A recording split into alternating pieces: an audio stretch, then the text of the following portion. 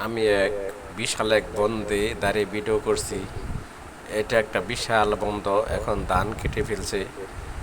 আর এই বন্দের ভিতরে একজন মানুষও নেই, শুধু আমি একা দাঁড়িয়ে। আর গ্রামের এই পরিবেশটা খুব ভালো লাগে। এখানে আবার আপনার একটু ড্রেন আছে, এই ড্রেন দিয়ে যদি বৃষ্টি আসে তাহলে এখান দিয়ে মাছ আসা যাওয়া করে, সেজন্য একটা বাইরের মতো একটা যন্ত্র আছে মাছ মারা, সেটা এখানে পাতা হয়। আর বন্দরের যত মাছ আছে সে মাছগুলো এই বাড়ির ভিতরে বাজে। আর এই বিশাল একটা বন্দরটা দেখতে এখন অনেক সুন্দর, কারণ মেঘলা আকাশ, আর কোনো মানুষ নেই।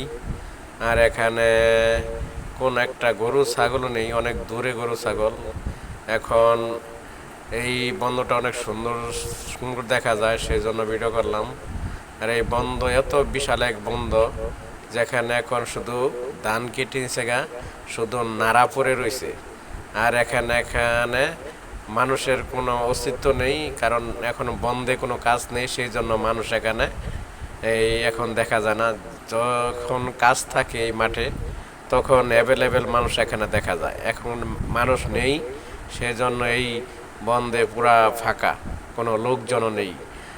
আর তারপরে আমরা এখন বিলের একটা চিত্র দেখাবো। এটা এই বন্ধের পাশে একটা বিল, যে বিলে মোটামুটি এখানে ভালো মাছের একটা সমাগম হয়। এখনও মাছ আছে, কিন্তু এখন মাছ মারা লোক অনেক কম, কারণ এখন কিছু কিছু লোকে মাছ মারে, সবাই মাছ মারতে চায় না। আর আগে তো সবাই মাছ মারতো, মেরে মেরে খাইতো, এখন সবাই অলস হয়ে গেছে, সেই জন্যই বিলে তারা সহজে মাছ মারতে যায় না। আর এখানে বৈশা দাঁড়ায় দাঁড়ায় আমরা দেখলাম যে আসলেই এখানে হয়তো অনেক মাছ আছে। যদি জালি কিংবা মাছ মারা যন্ত্র নিয়ে এখানে আসা যায় তাহলে মোটামুটি মাছ পাওয়া যেতে পারে। আর এই যদি একটু বৃষ্টি হয় এই গ্রামে, তখন এই মাছগুলো উপরে ওঠে বৃষ্টি আসলে, নয়তো এই মাছগুলো আর উপরে ওঠে না। বৃষ্টি আসলে শুধু উপরে মাছ ওঠে, সেই মাছগুলা সবাই মারে। এই থ্যাংক ইউ সবাইকে, সবাই ভালো থাকবেন, আল্লাহ হাফেজ।